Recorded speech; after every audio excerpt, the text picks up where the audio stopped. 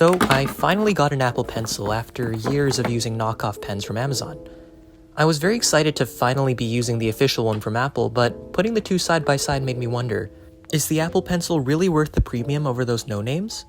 Let's find out. Just to preface this, I am a student who uses an iPad Pro for primarily note-taking, so my views will be geared towards that. I don't do much digital art, but the aspects I touch upon are relevant to that as well. First, a quick overview. Both pens look very similar to each other, although you can notice that the Apple Pencil does have some tighter tolerances, whereas the knockoff has some wider gaps around the seams. The Apple Pencil has a matte texture finish, which feels a bit better to me, whereas the no-name one has a glossy finish, which I find tends to feel a little bit greasy after extended use. Not a big deal though. Both also turn on in different ways. The no-name one is powered on and off by tapping the top of it, and a light indicates that it's turned on. The Apple Pencil turns on automatically whenever you detach it from the magnetic side of the iPad, which is quite convenient.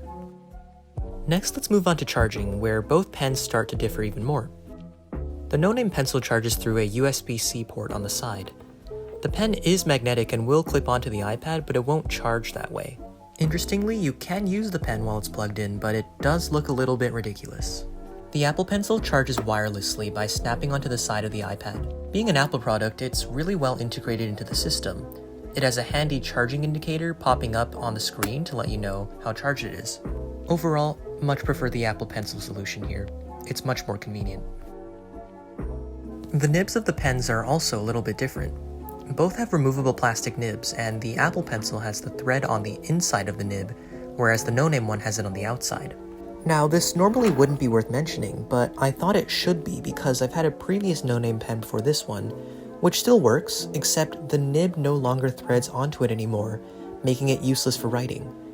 This might be an isolated issue, but it does raise some durability questions. These no-name pens typically come with some replacement nibs in the box, unlike the Apple Pencil, which is really nice.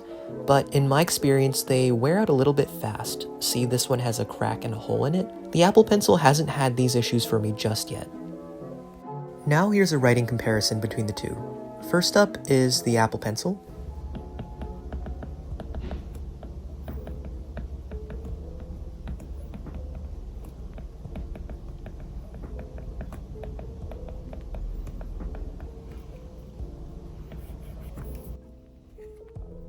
Next, let's do the off-brand pencil.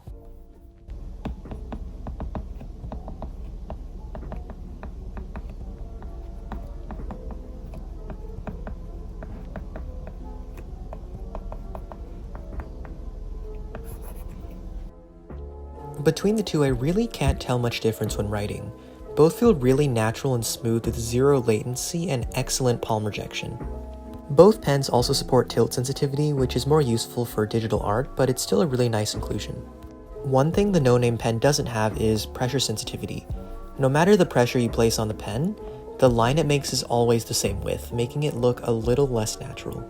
The Apple Pencil does have pressure sensitivity, and it's very obvious that the thickness of your lines varies as you apply different amounts of pressure. In apps like GoodNotes, you can change the sensitivity from 0 to a lot, depending on what you prefer. Having the option to tailor the pressure sensitivity to your liking is a really nice inclusion. One of the most convenient writing features, IMO, is the touch-sensitive side of the Apple Pencil. With a double tap to the flat edge, you can quickly change between tools, like between the pen and the eraser in GoodNotes. This saves a lot of time in the long run compared to constantly reaching up to the menu bar and physically selecting the tool. It's the small things that really matter here. So, which one should you get? Well, let's look at pricing first. The Apple Pencil is a whopping 4 times more than the off-brand one, but of course that price could be justified depending on what features you value. If you really need that pressure sensitivity, then no question go with the Apple Pencil. No other pen can quite replicate it that well on iPad. But the other features like the double tap and the wireless charging, while really nice to have, aren't total deal breakers if you don't have them. If you have the money, buying the first-party Apple Pencil is a great investment and will likely be more durable and reliable.